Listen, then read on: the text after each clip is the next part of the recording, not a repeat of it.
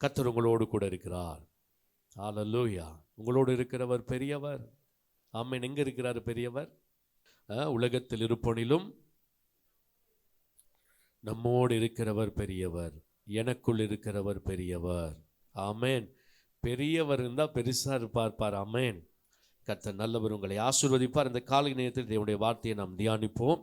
வாசிப்போம். நியாயாதிபதிகள் 5ஆம் அதிகாரம் 7ஆம் வசனத்தை வாசிக்கும் பொழுது, தெபோராளாகிய நான் எழும்பும் அளவும் இஸ்ரவேலிலே நான் தாயாக எழும்பும் அளவும் கிராமங்கள் பாழாய் போயின. இஸ்ரவேலின் கிராமங்கள் பாழாய் போயின. ஆமென்.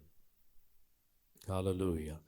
ஆகவே இந்த வார்த்தை மிக ஒரு அருமையான ஒரு வார்த்தை இந்த இடத்திலே சொல்லப்படுகிறது. ஹல்லேலூயா. ஸ்தோத்திரம் ஆண்டவரே, நன்றி. நியாயாதிபதிகள் 5ஆம் அதிகாரம் 7ஆம் வசனத்திலே தெபோராளை குறித்து ஒரு வார்த்தை ஆவியானவர் எழுதி வைத்திருக்கிறார். நான் எழும்பும் அளவும். சொல்லுங்க, நான் எழும்பும் அளவும். ஆமென். நீங்கள் எழும்புனீங்கன்னா ரொம்ப விஷயம் எழும்பும், தெரியுமா? ஹல்லேலூயா. நானும் நீங்களும் நல்ல கவனிங்கள். நானும் நீங்கள் ஏதோ கொஞ்சம் பணத்துக்கும் பொருளுக்கும் ஆசைக்கும் சொகுசுக்கும் வாழ பிறந்தவர்கள் அல்ல, தெரிந்து கொள்ளப்பட்டவர்கள் அல்ல. நாம் ஒரு அழைப்பை பெற்று வாழும்படி அழைக்கப்பட்டவர்கள். எல்லோருக்குள்ளும் தேவன் ஒரு பெரிய தேவ சித்தத்தை ஆண்டவர் வைத்திருக்கிறார். ஆமென். நாம் விதைக்க தெரிந்து கொள்ளப்பட்டவர்கள். சொல்லுங்க, நான் விதைக்க தெரிந்து கொள்ளப்பட்டவன். ஒரு இயேசு 3.5 வருஷம் விதைத்து போனார். இன்று நானும் நீங்களும் அந்த இயேசுவை ஆராதிக்கிறோம், ரட்சிப்படைந்திருக்கிறோம். எல்லோரும் தாயாகலாம். ஒரு பெண்ணா இருந்தால் எல்லோரும் தாயாகலாம். ஒரு ஆணா இருந்தால் எல்லோரும் தகப்பனாகலாம். 199%. ஒரு பெண்ணாக இருக்கும் பொழுது அவளுக்கு மணமகள், எல்லோருக்கும் அந்த ஸ்தானத்தை அடைய முடியும். மணமகனாகலாம், ஒரு தலைவனாகலாம். ஆனால் கவனியுங்கள், ஆனால் ஒரு தரிசன தாயாகுவது தான் கர்த்தருடைய சித்தம். ஒரு தரிசன தகப்பனாவது தான் தேவனுடைய சித்தம். ஆமென். சொல்லுங்க. ஆண்டவர் சொல்றாரு, நம்ம எல்லாம் ஆண்டவர் எப்படி அழைத்திருக்கிறார் என்றால், இந்த உலகத்துக்கு வெளிச்சமாய் கர்த்தர் அழைத்திருக்கிறார். ஒரு ஆமென் சொல்றீங்களா? அப்ப அழைக்கப்பட்ட வெளிச்சம் உள்ளவர்கள் உலகத்தை பார்த்து வாயை பிளக்க கூடாது. எங்களை பார்க்கணும் அவன் நல்லா இருக்கிறான் பாஸ்டர், அப்படி சொல்லாதீங்க. உலகம் இருளில் இருக்கிறது, அந்தகாரத்தில் இருக்கிறது. நானும் நீங்கள் வெளிச்சத்திலே வாழ்ந்து கொண்டிருக்கிறோம். ஆமென். வெளிச்சத்தின் பிள்ளைகள். நமக்கு இருக்கிற பெருமதி நமக்கு நன்றாய் தெரிய வேண்டும். நான் அழைக்கப்பட்டவன். ஒரு ஆமென் சொல்லுங்க. சபையில ஆசீர்வதிக்கப்பட்டவர்கள் இருக்க வேண்டும். அவர்கள் எப்படிப்பட்டவர்களாக இருக்க வேண்டும் என்றால், தரிசனக்காரனாக இருக்க வேண்டும், ஒரு ஊழியக்காரனாக இருக்க வேண்டும், ஒரு அழைப்பை பெற்றவனாக இருக்க வேண்டும். அவர்கள்தான் தேவராஜ்யத்திலும் சபையிலும் கர்த்தருக்கு பெருமதியானவர்கள். சபையில் ஆண்டவர் அவங்க தான் தங்கம் மாதிரி. சொல்லுங்க. ஹலோ, தங்கம் எல்லாம் ஒரு ஆமென் சொல்லுங்க. நீங்க தங்கம் போடுறனால ஆண்டவருக்கு நீங்க தங்கம் கிடையாது. கர்த்தருடைய சித்தத்திலே, திட்டத்திலே, தரிசனத்திலே இருக்கிறவர்கள் தேவனுக்கு விலையேற பெற்றவர்கள். அவங்கள பார்த்து ஆண்டவர் சொல்றாரு, என் தங்கம் நீ. ஆமென். ஆமென் சொல்லுங்க. தங்கமே. ஹல்லேலூயா. அப்ப சொல்லுங்க, நீங்க யாரு? நீங்க வெளிச்சம். சொல்லுங்க, வெளிச்சம், ஒளி. ஆண்டவர் சொல்கிறார், உன்னிடத்துள்ள வெளிச்சத்திடத்திற்கு ராஜாக்களை நான் கொண்டு வருவேன்.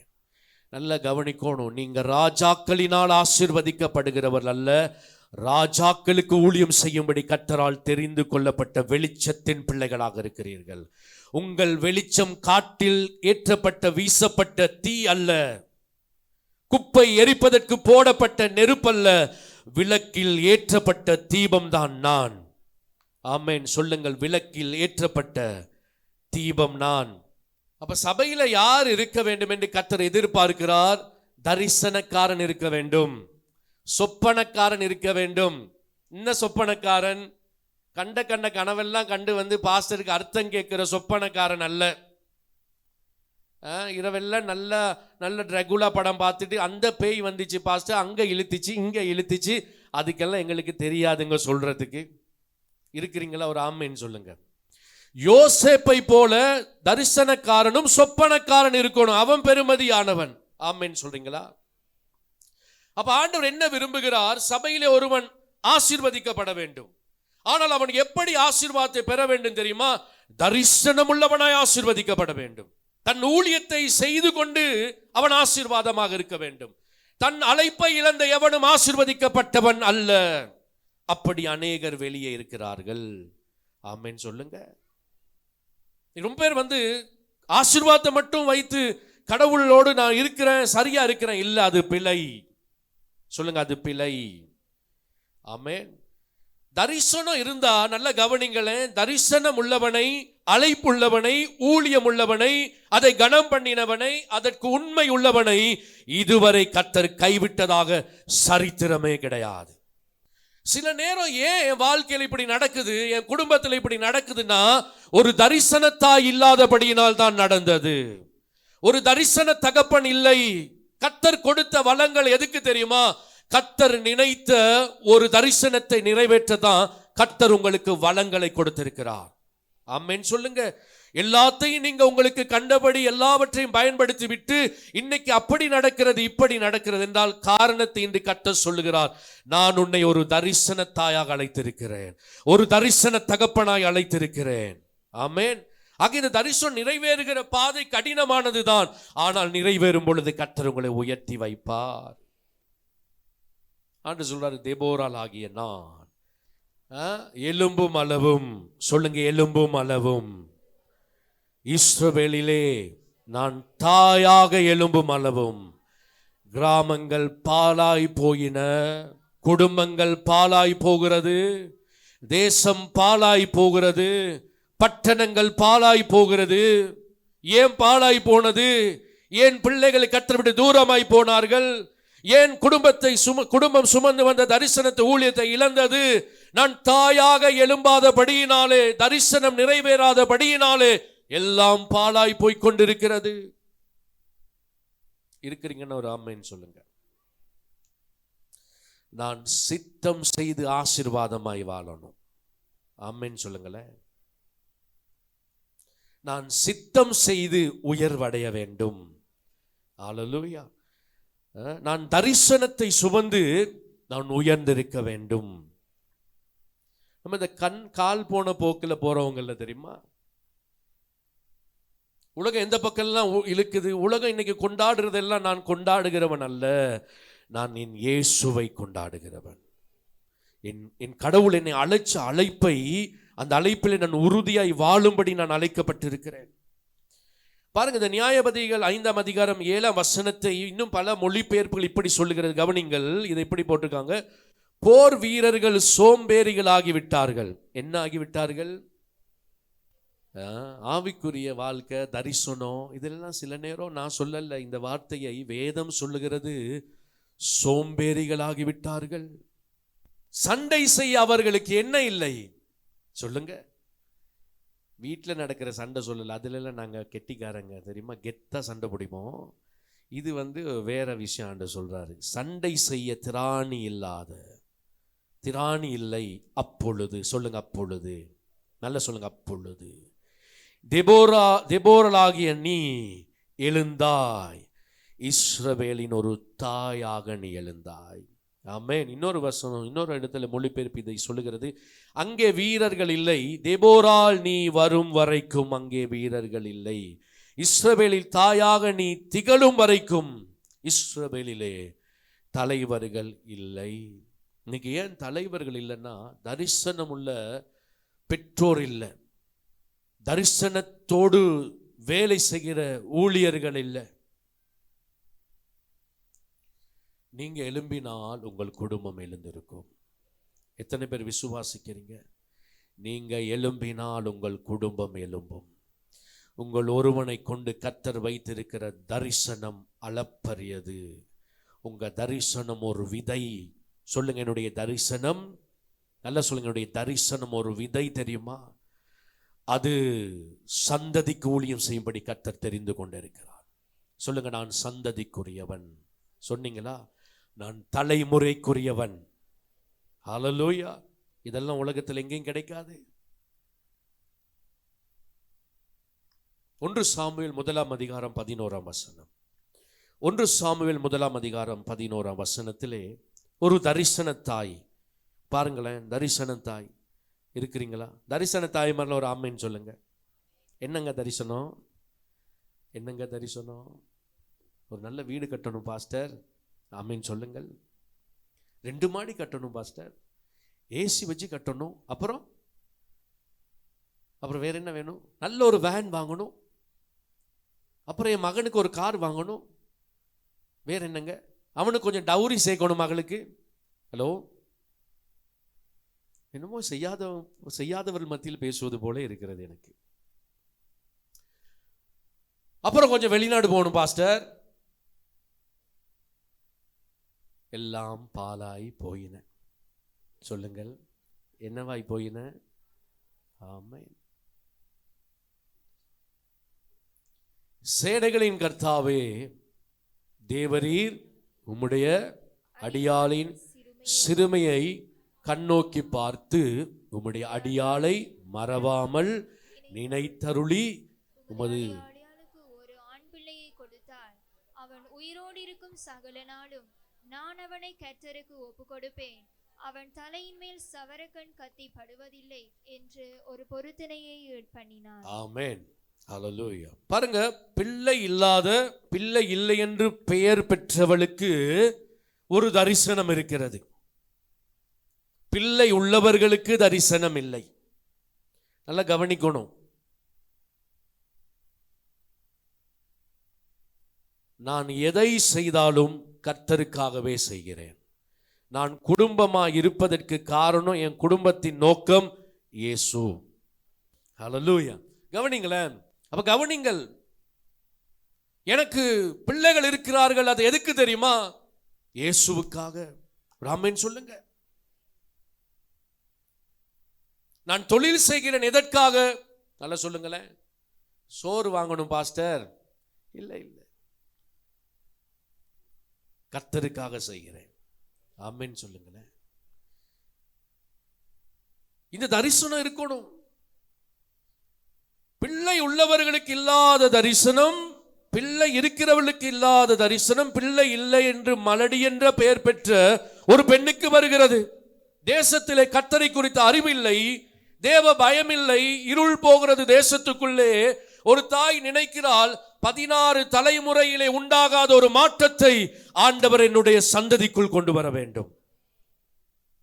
16 தலைமுறை தேவ ஆலயத்துக்கு போக முடியாத இந்த அன்னாளுடைய சந்ததி அவள் ஜெபிக்கிறார்.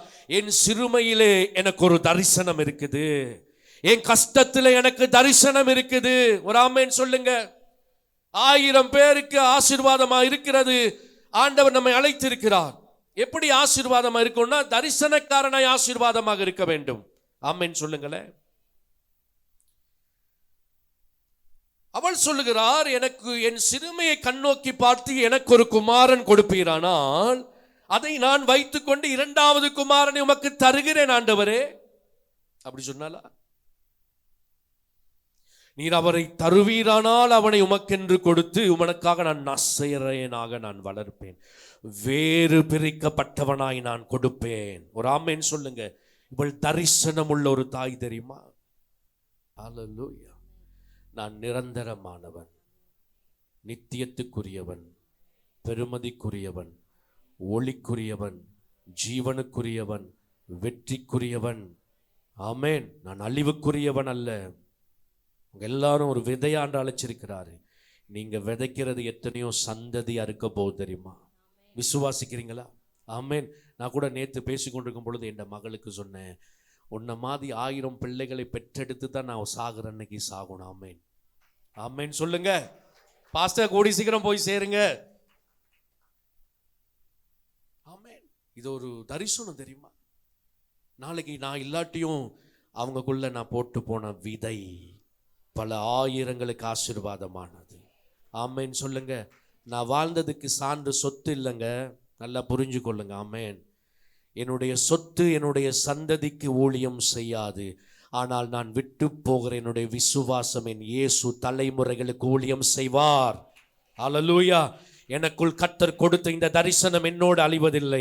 அந்த ஆபிரகாமுக்குள் கர்த்தர் வைத்த தரிசனம் அழிந்து போகல. அந்த விசுவாச தகப்பனுக்குள் கர்த்தர் வைத்த விதை இன்னைக்கு எனக்குள்ளும் இருக்கிறது, உங்களுக்குள்ளும் இருக்கிறது. ஆமென் சொல்றீங்களா? ஆமென். சும்மா சாக கூடாது. ஆமென் சொல்லுங்களேன். அபசகுனமா பேசக்கூடாது தானே பாஸ்டர்? சும்மா சொல்லுங்க, ஒன்றும் நடக்காதான். இவ்வளோ சொல்லிட்டீங்க நீங்க, சொல்லுங்க நான் சும்மா சாக மாட்டேன். நல்லா சொல்லுங்க. ஒரு சில சொல்லுவேன் நான் 10 பேரை சாவடிச்சு தான் சாவேன். அது இல்லை இது. நீங்க பல பிள்ளைகளுக்கு தகப்பனா தாயா தான் நீங்க வாழணும். ஆமென். நான் அப்போ சொன்ன போது சொன்னேன், சில நேரம் இன்னைக்கு எங்கள் மத்தியில் சில பிள்ளைகள் பெரியவங்க அவங்கெல்லாம் ஒவ்வொரு இடங்களுக்கு போயிருக்காங்க. ஆனால் அவங்க சொல்லணும், பாஸ் எனக்கு அன்னைக்கு இதை சொல்லி கொடுத்துருக்காரு, பாஸ் எனக்கு விதைச்சிருக்கிறாரு. ஆமென் சொல்லுங்க. நான் ஒருவனுக்கு விதைச்ச அந்த ஒருவனை கொண்டு கர்த்தர் 1000 பேருக்கு ஊழியம் செய்வார். நானும் நீங்களும் யாரை நம்பி வாழ வந்தவர்கள் அல்ல, தரிசனத்தின் மூலம் வாழ வைக்க வந்திருக்கிறேன். ஆமென் சொல்லுங்க. விசுவாசிக்கிறீங்களா? நீங்க யாருடைய ஆதாரத்திலும் வாழ வரவில்லை. உங்கள் தரிசனத்திலே நீங்கள் வாழும் பொழுது கர்த்தரால் நீங்கள் அநேகரை வாழ வைப்பீர்கள். அநேகருடைய வாழ்க்கையிலே நீங்கள் விளக்கேற்றி வைப்பீர்கள். விசுவாசித்தா நல்ல ஆமென் சொல்லுங்க. ஆமென். அப்ப இதெல்லாம் ரொம்ப பெருமதியான காரியங்கள். இதுக்கெல்லாம் இடம் கொடுக்கிற குடும்பம் வாழ்ந்திருக்கும். ஆமென் சொல்லுங்க.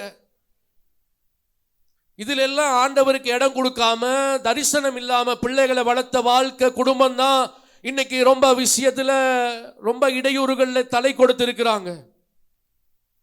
என்னை உங்களை பார்க்கலும் பெரிய குடும்பங்கள் உலகத்தில் இருக்கிறது.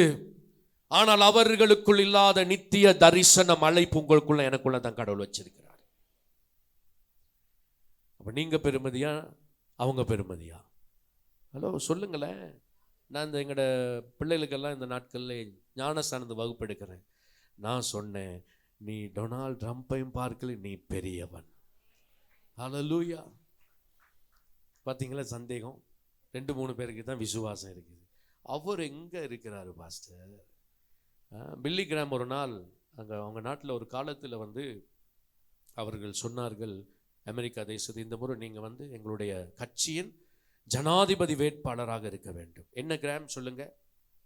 சில்லி கிராமா பில்லி கிராமா? தெரியும்? எத்தனை பேருக்கு அவரை தெரியும்?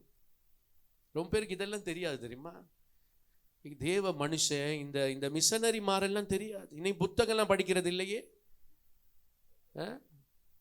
புத்தகம் படிக்கிறாங்களா? இன்னைக்கு நல்ல புத்தகம் படிக்கிறாங்களா? இல்லை. சீர்கெட்ட கிழவிகள் பேச்சுகள் வாசிக்கிறார்கள். எங்கே இருக்கிறது? இங்கே இருக்கிறது. முன்ன இப்படி நேர பேசினாங்க. இப்போ எல்லாம் ரீல்ஸில் இருக்குது.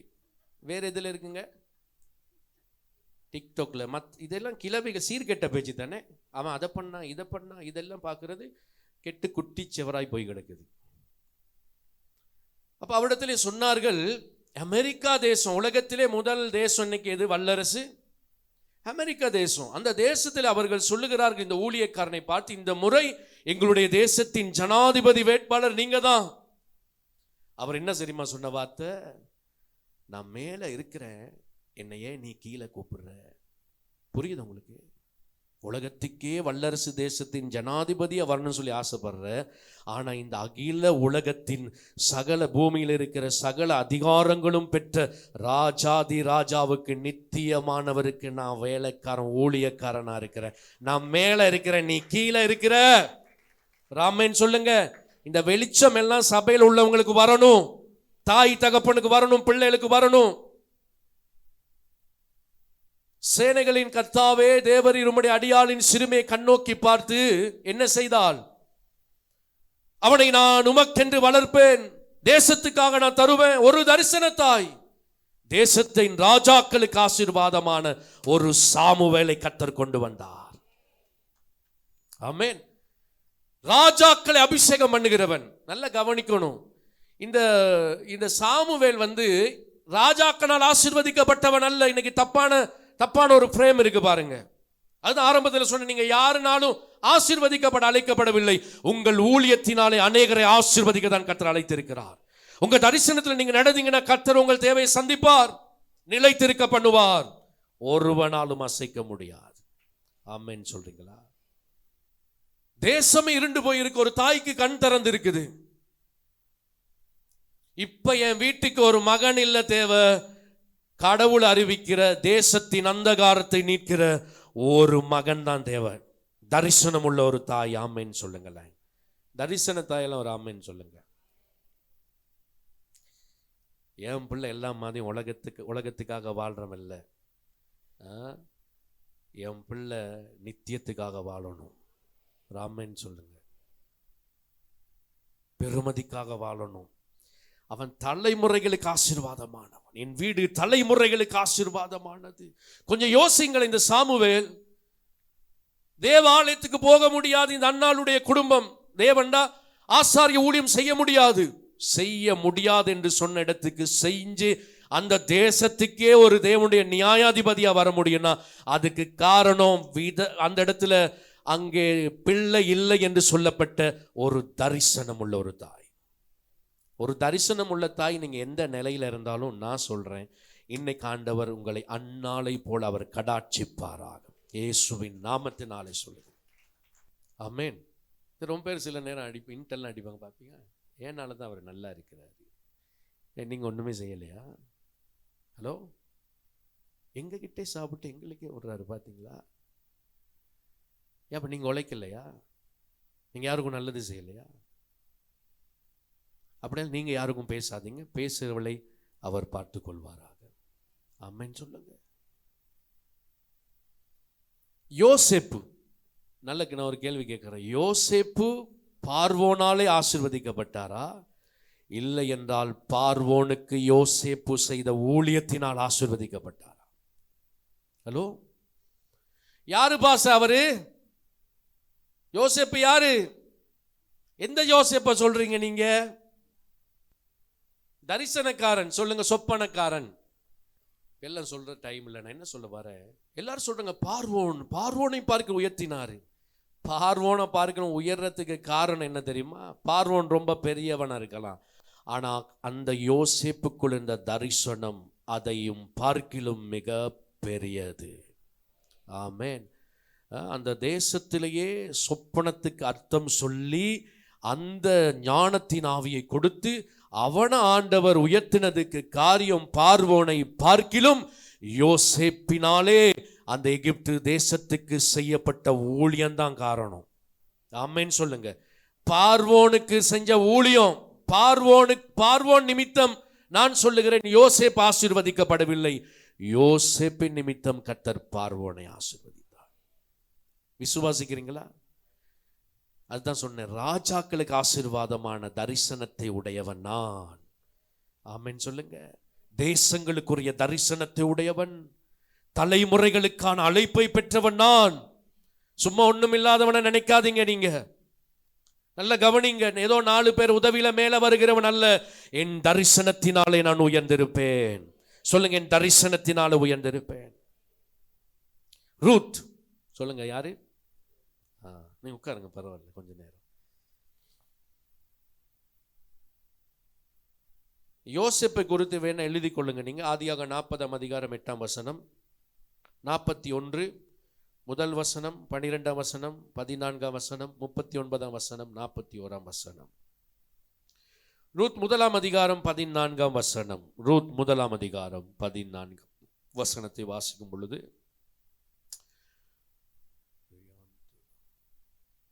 அப்பொழுது அவர்கள் சத்தமிட்டு அதிகமாய் அழுதார்கள்.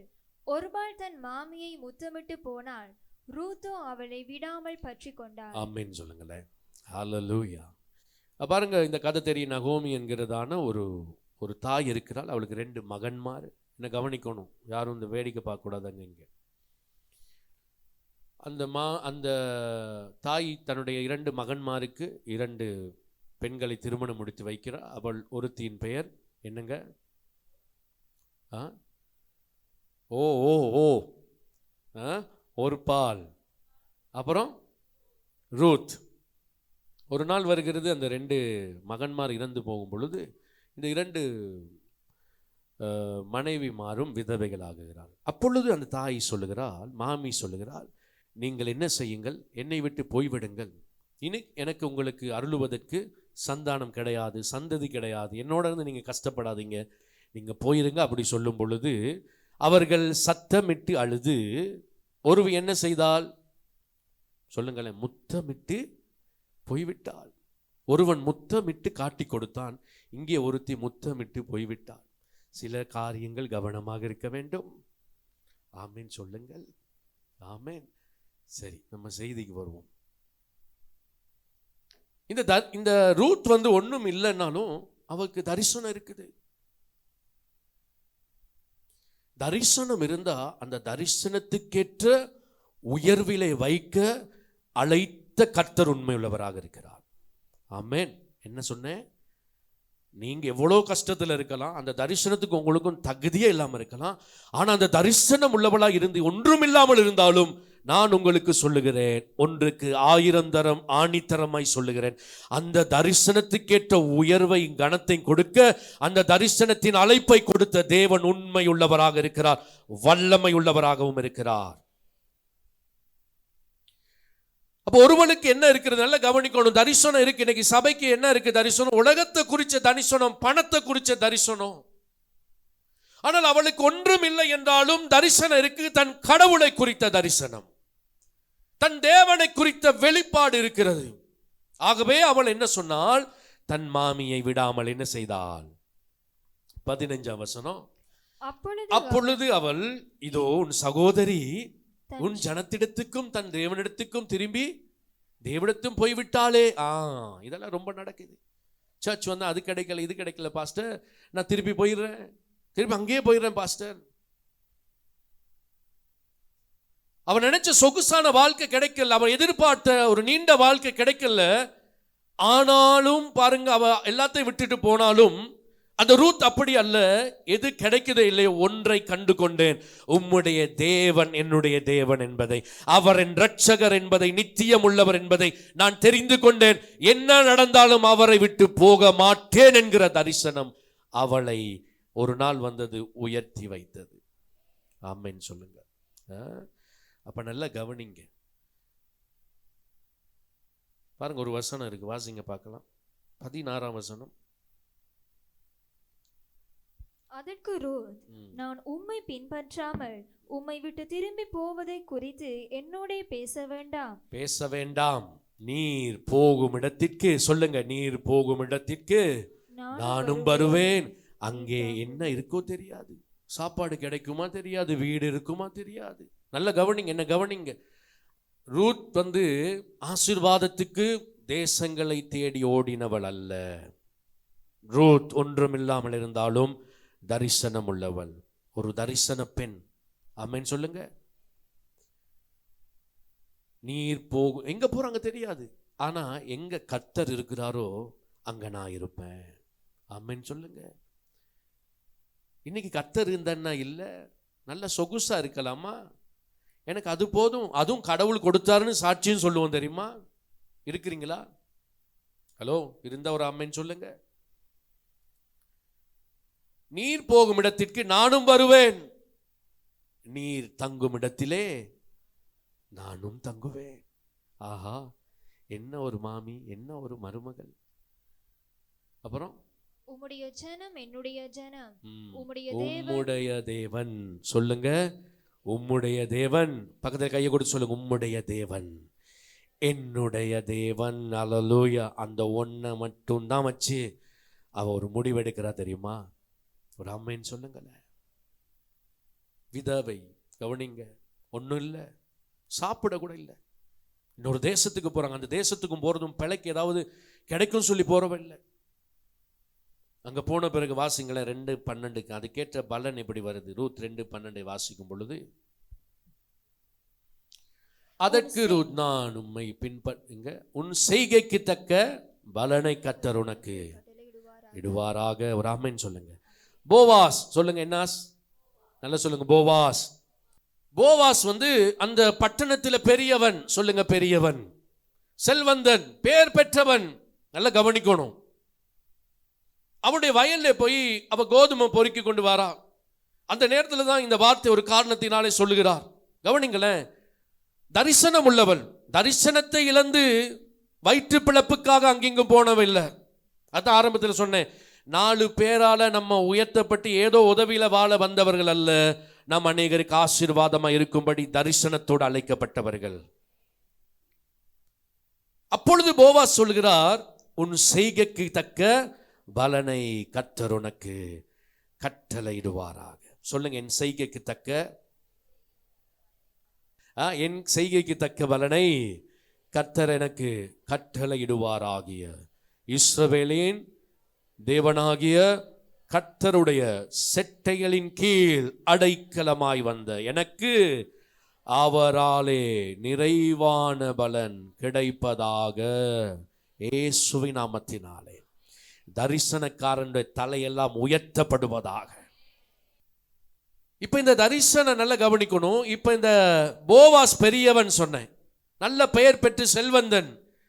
ஆனா நான் சொல்லுகிறேன், போவாஸை பார்க்கிலும் ரூத் பெயர் பெற்றவள். காரணம் என்ன தெரியுமா? ரூத் தான் தரிசனக்காரி. சொல்லுங்க, என்ன காரி? ஹல்லேலூயா. இந்த ரூத் யார் தெரியுமா? தாவீதினுடைய தகப்பனை பெற்ற தெரிந்து கொள்ளப்பட்ட தரிசனம் உள்ளவள் தான் இந்த ரூத். எப்படி கர்த்தர் கொண்டு நினைச்சார் தெரியுமா? காரணம் என்னது? அவள் ஒரு தரிசனம் உள்ளவள். அந்த தாவீதின் வம்சத்தில் தான் நம்முடைய இரட்சகராகி இயேசு கிறிஸ்து பிறந்தார். தாவீதின் குமாரனே என்ற ஒரு அடையாளம் வாரத்துக்கு எங்கேயோ இருக்கு. ஒரு பெண் காரணம்னா அதுக்கு என்ன காரணம்? அவகிட்ட பணம் இல்லை, பெயர் இல்லை, புகழ் இல்லை, ஒன்றும் இல்லை. ஆனால் விலையேற பெற்ற தரிசனம் இருந்தது. ஆமென் சொல்லுங்க. ஆகவே நீங்கள் இனிமேல் திருமணம் முடித்தால் ஒரு ரூத்தை திருமணம் முடிங்கள். ஆமென் சொல்லுங்கள். சில மனைவிமார் ரொம்ப வெயிட் தெரியுமா? நான் இந்த வெயிட் சொல்லலைங்க, அந்த வெயிட் சொன்னேன். ஜெபிங்க. இனிமே கல்யாணம் கட்ட போற எல்லா பிள்ளைகளுக்கும், ஆண் பிள்ளைகளுக்கு சொல்லுகிறேன், கிடைச்சா எனக்கு ஒரு ரூத்தை தாங்க ஆண்டவரே. இந்த ரூத் பெயரை தேடி போறதில்லை, சரியா? அப்புறம் 1-2 தான் ரூத் இருக்கும், அது கிடைக்காது. பாருங்க, உங்களுக்கு எவ்வளவு பாருங்க, யோசிச்சு பாருங்களேன். இன்னைக்கு பாருங்க, சில தரிசனத்தோட புருஷனை நிறுத்துறதே வேற மாதிரி உள்ள ரூத் தான். ஒரே இடைஞ்சல் பண்றது, குறை சொல்றது எல்லாம் இருக்கக்கூடாது. அப்ப இந்த போவாஸுக்கே பெயர் வாரத்துக்கு இவ்வளவு தடவை போவாஸை நாம் பேசுவதற்கு காரணம் என்னவென்றால், ஒரு நல்ல ரூத் இருந்தபடியினாலே. உங்க வீட்டில் ஒரு ரூத் இருந்த ஒரு ஆமேன் சொல்லுங்க. ஆமேன் சொல்லுங்களேன். ஆமேன். ஆகவே இந்த ரூத் பிழைப்புக்காக நல்லா கவனிக்கணும். ஏதாவது கிடைக்குன்னு சொல்லி அறக்குறையா வாழ போனவில்லை. ஏதாவது கிடைக்கும்னு அட்ஜஸ்ட் பண்ண போனவில்லை. அவன் அன்னைக்கு ஏதாவது அட்ஜஸ்ட் பண்ணி வாழ்ந்திருந்தா வேறொரு வாழ்க்கை கிடைச்சிருக்கும். ஆனா அவளுடைய சந்ததியிலே இரட்சகர் இயேசு பிறந்திருக்க மாட்டார். இன்னைக்கு ரொம்ப பேர் இந்த அது இது கிடைக்கும்னு சொல்லி ரொம்ப காரியம் செய்யறாங்க. எங்க போயிட்டு வேலை செஞ்சாலும் பணம் கிடைக்கும். நான் அப்படிப்பட்டவன் கிடையாது. ஒரு ஆமேன் சொல்லுங்க. நான் ஒரு தரிசனக்காரன். ஆமேன். ரூத் 4:17 வாசிக்கும் பொழுது ஜெபிக்க போகிறோம். ரூத் 4:17. அயல் வீட்டுக்காரிகள் நகோமிக்கு ஒரு ஆண் பிள்ளை பிறந்தது என்று வாழ்த்தி அதற்கு ஓபேத் என்று பெயரிட்டார்கள். அவன் தாவீதின் தகப்பனாகிய ஈசாயின் தகப்பன். ஆமென் சொல்லுங்களேன். பாருங்க, இந்த ஒரு தரிசன தாய்க்குள் இருந்த அந்த தரிசனம் எவ்வளவு பெரிய ஒரு காரியத்துக்கு வரைக்கும் ஆண்டவர் கொண்டு போகிறார். அப்ப அப்படி தரிசனக்காரனை ஆண்டவர் கைவிடவே மாட்டார். ஆமென் சொல்லுங்களேன். ஆண்டவர் உங்களுக்கு ஒரு தரிசனத்தை கொடுத்து தான் ஆண்டவர் உங்களை அழைச்சிருக்கிறார். எத்தனை பேர் விசுவாசிக்கிறீங்க? அல்லேலூயா. நீங்க பிறக்க முன்னுக்கே உங்களுக்கான ஒரு பெரிய திட்டத்தை கர்த்தர் ஆயத்தம் செய்திருக்கிறார்.